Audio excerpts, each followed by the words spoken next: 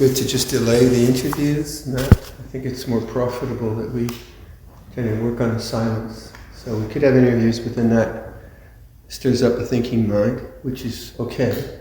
But I think in terms of this retreat, because I didn't really set it up properly, maybe. Started out kind of really tough.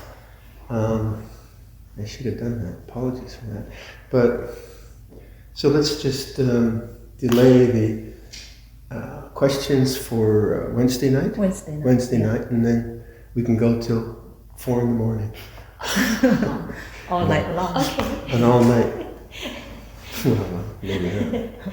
Okay, so what I'd like you to do is to trust in awareness. Have faith in awareness rather than have faith in thought. Thought has its place, right thinking has its place. So I've been kind of indicating how you use right thought as a kind of coaching method rather than as a position taking this, that, and the other. So in terms of the instruction I gave this morning, what I'm like, if it doesn't work for you, do your own thing. I'm not trying to sell you on this, but where I'm coming from is the refuge of freedom is awareness, knowing how things are, the awakened mind. That's what Buddha means, the awakened mind. And when you know how things are, it's not that you're defining them. Like if I just ask you to listen, I'm not asking you to say, that's the sound of the fan, or that's the sound of the digger over there. I'm not asking you for any definition. That's not what we mean by the awakened mind. The awakened mind just knows things as they are before commentary, before description, before judgment, before all of that. So it's before we create anything around it. Not that we can't judge and we can't analyze and so on, we can do that. But in the context of meditation, I think it's very, very important to begin to be able to be with things just as they are, rather than always engaging them in some kind of analytical way, or judgmental way, or just get caught in them through thinking.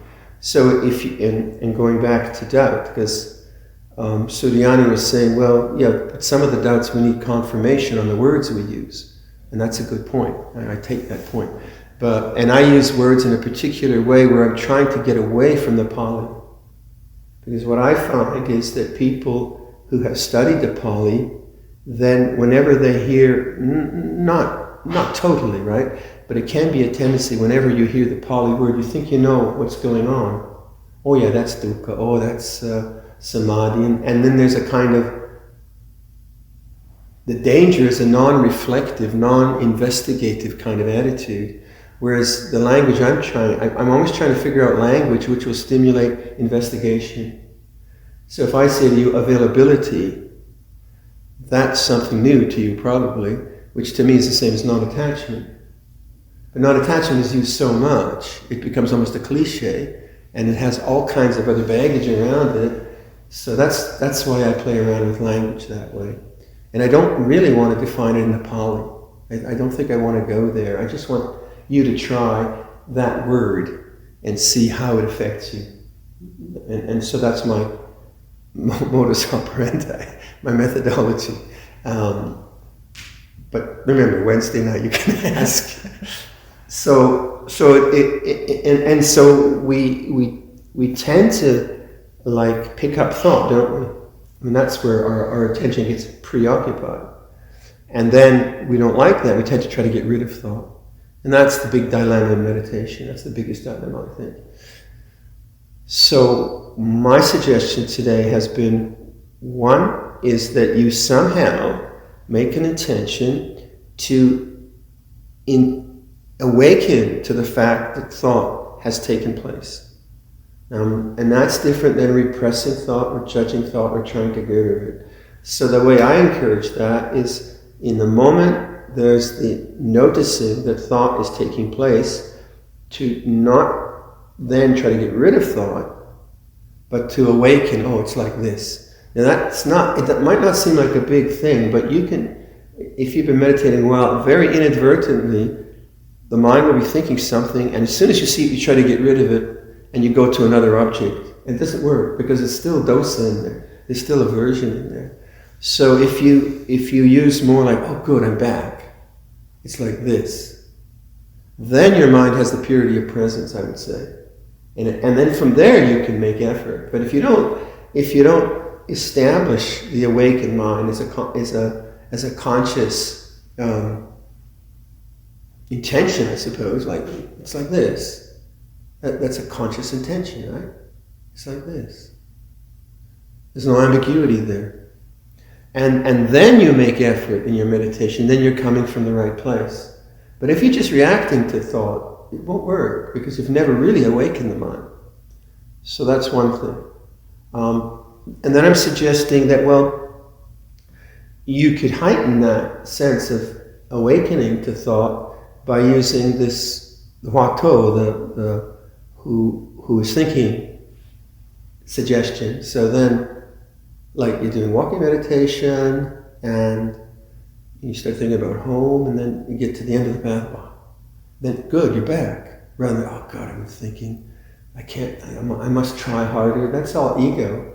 Just trust in it. So trust in awareness. Oh, this is how it is now. Who's thinking? And that should heighten the sense of awareness, the sense of presence. That's what I'm suggesting. If you try to find who you are, you need therapy. Because that's not what it's about. It's about the awakened mind. So who's thinking? Now, if you start to make those intentions, then the gaps between thoughts will become more apparent. And it's the gaps between thoughts where the ego dies, where there is no ego, where there is no sense of self. It's just the silent awareness. So it's the gaps between thoughts which are very, very important. So the suggestion, who's thinking, creates the gap. The gap is created through just the natural awakening of the mind, because the sense of ego is not permanent. There's no real permanent self in this. Self-thing takes place, a hankering takes place through habit. You worry, there's that worrying self. You're inspired, there's the inspired self. You plan, there's this. So it's just a sense of self arising and ceasing, but it's not, there's no permanent entity there. It's just a formation of thought driven by all kinds of other things. So to notice the gap between thoughts is very important. To notice the gap between thoughts rather than try to get rid of thoughts. And that gap is taking place all the time. It's taking place all the time. So once you start to notice that, oh, who's thinking? You begin to savor that gap rather than try to get something else. Rather than try to do a practice so that you're not thinking. You start to savor the gap. Oh, who's thinking? Then from that freshness of the awakened mind, then you can pick up something like body meditation, and you're sustaining the silent mind with an object. You get that? Huh? You're not trying to get rid of anything or get anything or achieve anything. So the body meditation I suggested this morning, and notice the language I was using. I was saying, make conscious a locality, and make conscious the feeling of the mouth. Now, the reason I use that kind of language is because I don't want people to focus on the mouth and I just want to sustain the awake mind by noticing aspects of the body. So when I say let the feelings in the eyes be conscious and become conscious, you're just waiting, right? You're just waiting there. It's the same awareness, just waiting. And then all of a sudden, all the muscles or something, they become apparent. Then you go to another part, back of the head. Maybe there's nothing very apparent there, but it's the same awareness. So by being conscious of the body as vibration and so on, we are practicing awareness with the body. Huh? Awareness with the body. It's the same awareness. And it's the awakened mind which you're trying to sustain. If, however, you make the mistake of always focusing on an object, the trouble is the object is unstable. It's anicca. It's unreliable. It's not reliable. And you might get some sense of serenity or bliss, but then that changes. And you think, I want to get that back again. Because it's still an object. Whereas awareness is not an object. The knowing is not an object. It's the gateway to the objectless, nibbana, whatever. So that's the methodology around. That's why I use that particular language in the body meditation. It might not work for you, but just so you understand where I'm coming from and why I use that language. So then I suggested, look, you could stay there, and this is what they call in Zen shikantaza, or choiceless awareness. So when you hear the word choiceless awareness, you think, well, you're not doing anything. Well, you are choosing. You're choosing the awakened mind, and then you're not choosing a particular object. You're just allowing objects to come and go, and that would be, in Pali terms, the contemplation of anicca sanya, or sati sampajanya, if you want to use the Pali. So sati sampajanya means mindfulness and clear comprehension. So when the mind is open and awake, and it knows thoughts coming and going, sounds coming and going, feelings coming and going, right? That's the witness, knowing change, and that's freedom, because you're not attached to it, you're not bound by it in some kind of a way. So some people find that they find that sense of spaciousness and openness much more conducive to peace. So that's why so that in Japanese it's the shikantaza practice that they practice in Zen. I'm sure there's an equivalent in Chinese, an equivalent word. Do you know? But you get the idea, where you're not choosing an object, but you are choosing the awakened mind. But having said that, quite often some people find that a bit vague and nebulous. They want something a bit more concrete. So you take that same awakened mind, same one, right? And then localize attention, and I suggested at the end of the out-breath, at the belly, rising and falling, rising and falling. It's a very coarse kind of activity, very obvious. And the advantage there is if you're getting sleepy, you can push in to the hara. Like you can raise your chakras up, you can open your shoulders, you can push your hara out, you can breathe more deeply, you can do lots of stuff with the breath. But it's the same awakened mind. Huh? So if you then use the end of the out-breath, you need quite a refined attention. Right? To sustain awareness at the end of the out-breath, that's where the mind often wanders. That's where it goes off. Because that's where you relax. So in that relaxing mode, you try to be with the relaxing of the out-breath, but be with it right to the end, and don't pull the breath in. So you stay really cool with the breath and just allowing the body to breathe. That's also hard, but it's a very interesting way where you can stay with the awakened mind and know an in-breath and know an out-breath. So we're practicing awareness with the breath, not on the breath. It's just language, but it has a particular import, I would say. At least it's important for me. So those things are, to me, so you have, one is the gap between thoughts. That's very important. That when thought ceases, the sense of I ceases. There's still awareness, there's still presence, there's still individuality, but the sense of Viradhammo as a person, well, how does that arise? It arises in thinking, worrying about the monastery or worrying about my health, right? It arises that way. But when it's not there, like let's say my shoulder, okay. My shoulder is kind of coming right, not coming right. You know, I had an operation recently. And so then the pain of the shoulder is as it is. And if I just know pain, it doesn't hurt now, sometimes when I wake up. But, you know, pain is pain. It feels this way. There's no sense of self in that. When I say, oh God, is this going to come right? I don't know, it's never going to come right.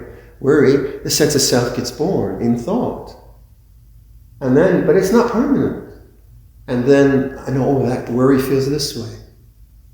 And then that thought ceases, and then there's emptiness again. Emptiness of a sense of self, but not empty of content or empty of consciousness. Consciousness is always there. Yeah?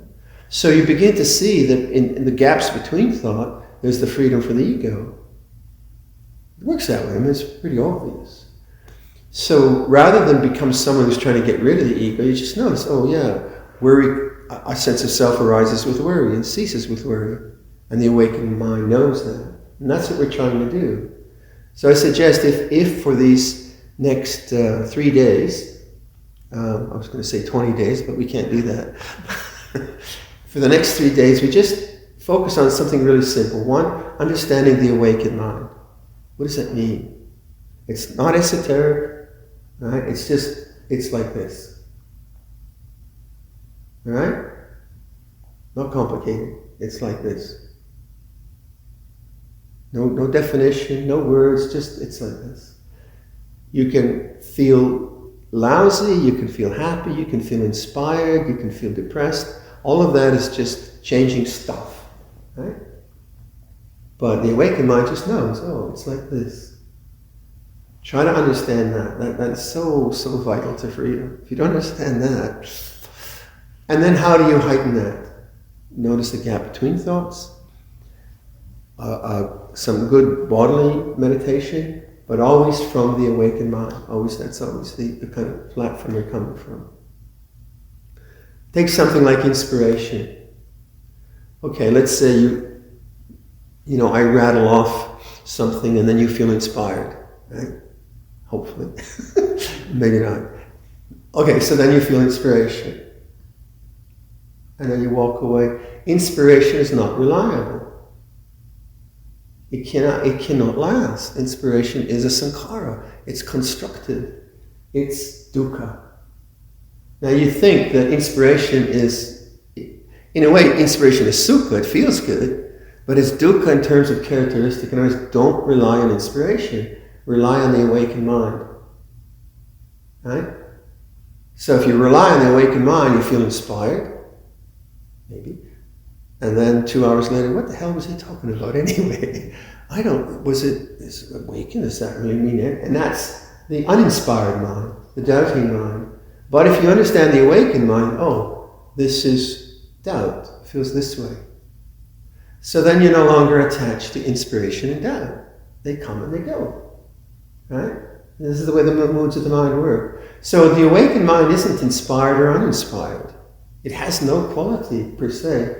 It knows qualities. It knows them as anicca, dukkha, anatta. They come and they go. So you don't have to be inspired. I mean, inspiration can be helpful. Like a cup of coffee is helpful. These things are helpful, but they're not reliable. The only thing that's reliable is the awareness of change. Yeah? And that's what Sati Sampajanya is about, awareness of change. All right? So that's our homework. So I'll get this guy to lead the next one. Stretch your legs a bit and do some smooth. I think I'll do that body meditation again, just to kind of get you familiar with it.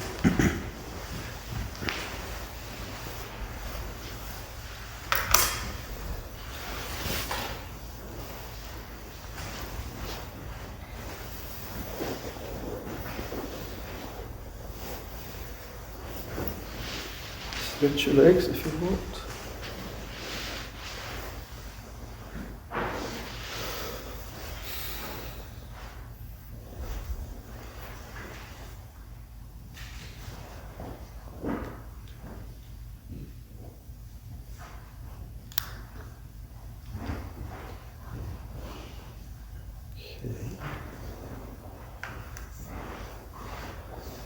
I'll make it more brief this time, but it's the same idea. And again, I'll go through the body meditation, and then I'll suggest you could do choiceless awareness. You can just stay with that, and then I'll go on. I'll say, but if you don't want to do choiceless awareness, I'll go down to the breathing at the belly, and then you choose what you want.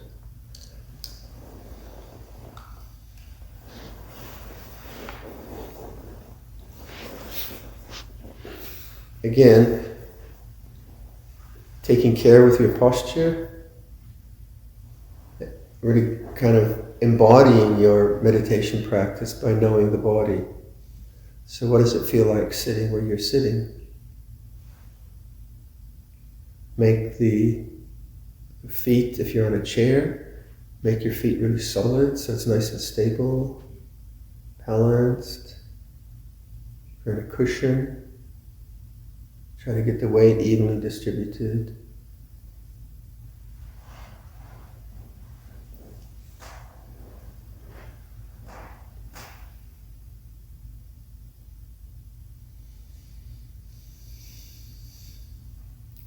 Listen to sound.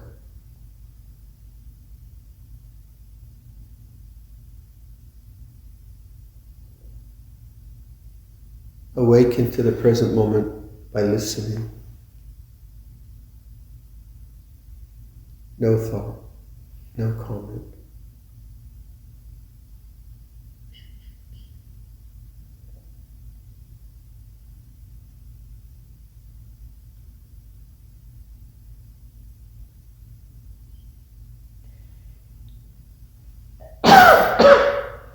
Feel your hands. Tactile sensations, let the feelings of the hands become conscious.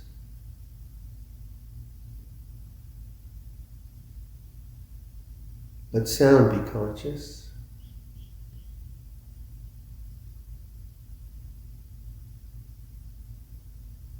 Perceive sound as in awareness.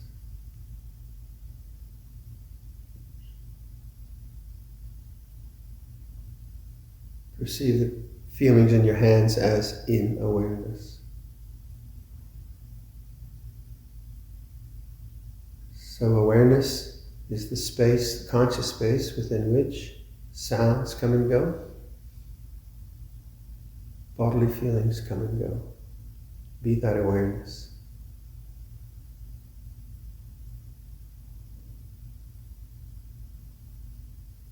Listen to sound.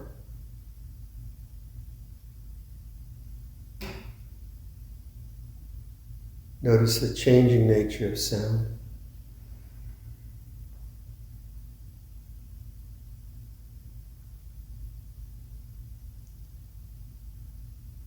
Change the sense space. Feel your hands.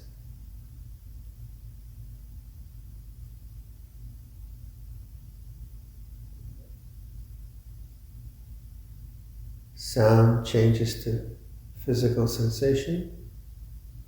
What's unchanging?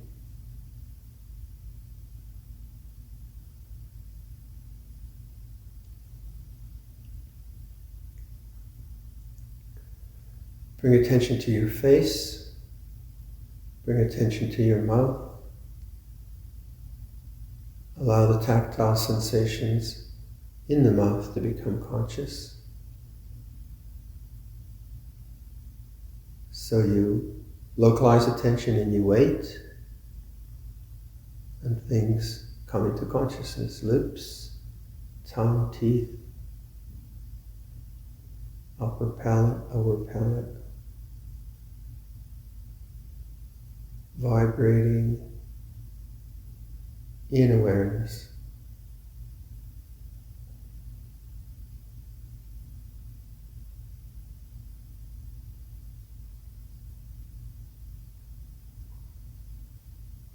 Bring attention to the ears, outer structures, inside the ears. Let that be conscious, in awareness.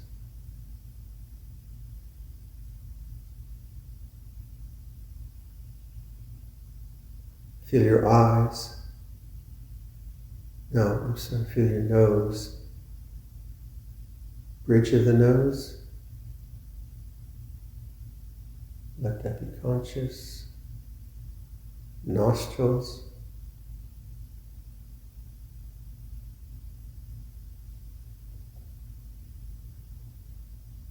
Silent witness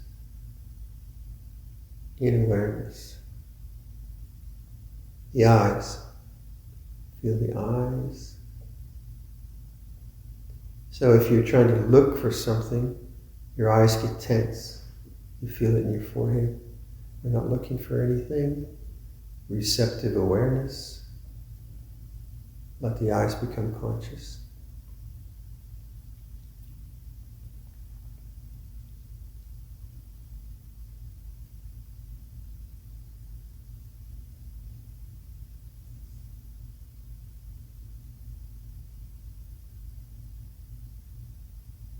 Take the optic nerve back into the brain. See if you can feel the brain. Some things are obvious, some are not, doesn't matter. We're training with the awakened mind, so awareness with bodily sensation. Feel the temples.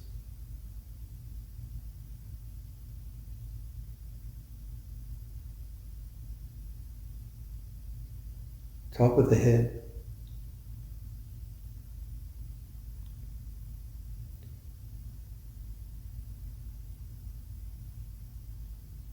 Back of the head.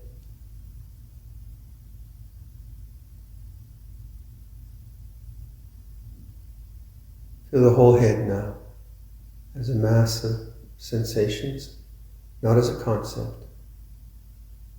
Vibrations in awareness.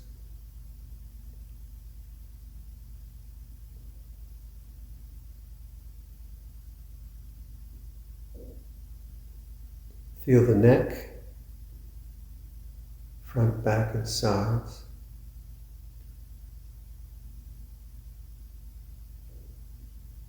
Waiting, that becomes conscious.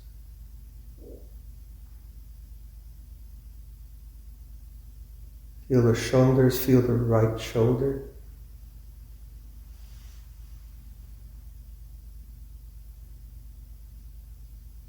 Down the arm, upper arm, right side. Elbow, forearm, hand, right hand. Feel the whole large area, shoulder to hand, right side.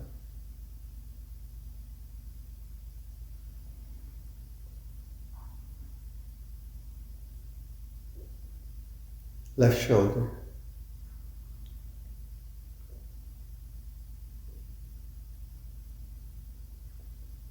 Upper arm, elbow, forearm, left hand. As vibration in awareness. Receptive awareness.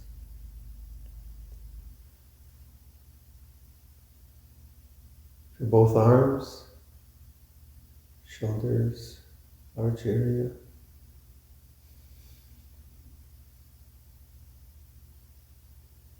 Bring attention to your throat. Follow the throat down to the chest. Feel the chest. Skin. Upper spine. Upper rib cage. Lungs. Diaphragm, heart. Feel the whole chest area as a mass of vibrations.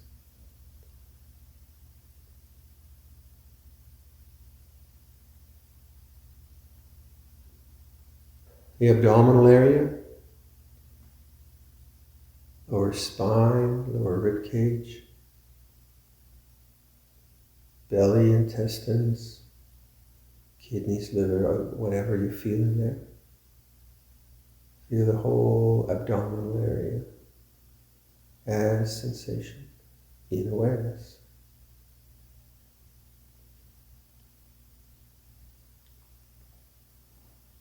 Pelvic area, weight of the body on the cushion on the seat, pressure, pelvic bones.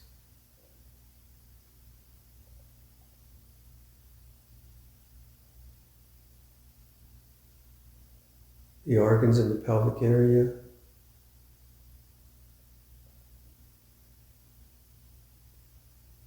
As sensation. Keep letting go of thought. Abide as the awakened mind. Right hip. Right thigh.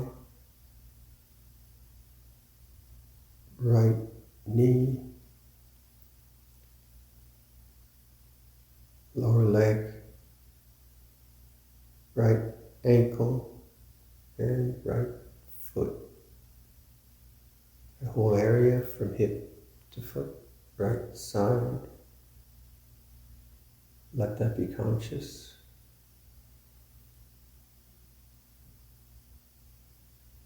Left side, left hip, thigh, knee, shin, calf, ankle, foot. Whole left side.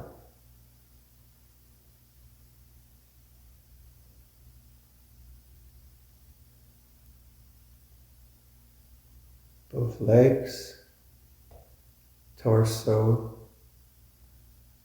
shoulders, arms, head. Feel the whole body as vibration, not as concept.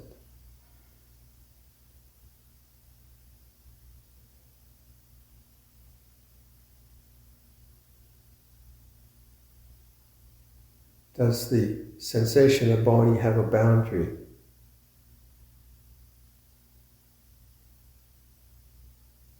Can you find an edge?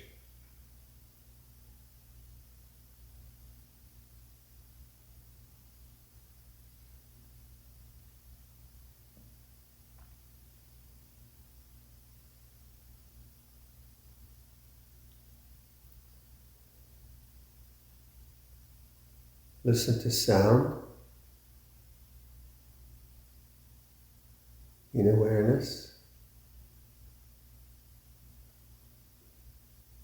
Body sensations in awareness.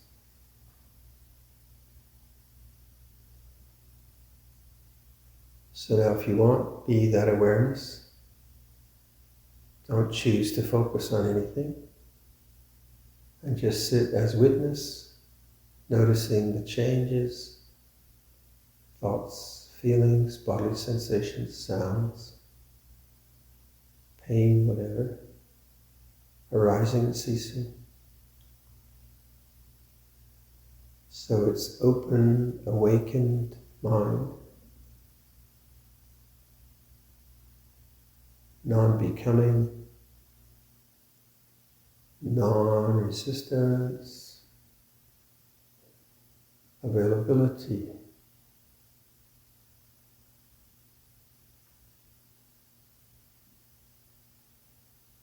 Nowhere to go, nothing to do.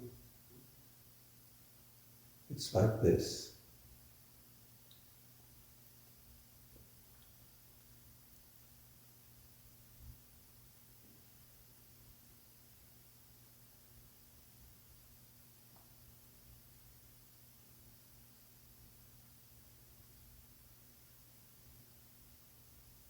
So if you want, you could try that for the whole sitting for a while.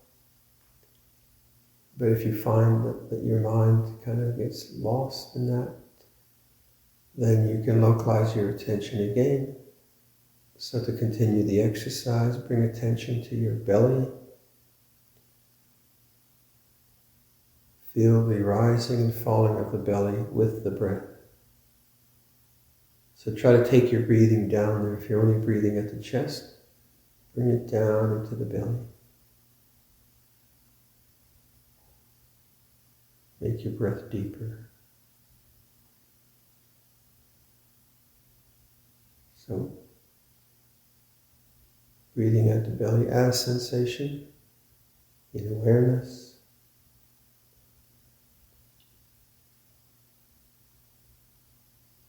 Pay particular attention to the end of the out-breath.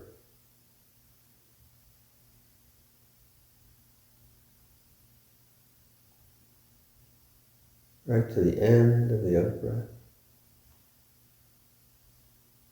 Not controlling, just knowing. And let the in-breath take care of itself.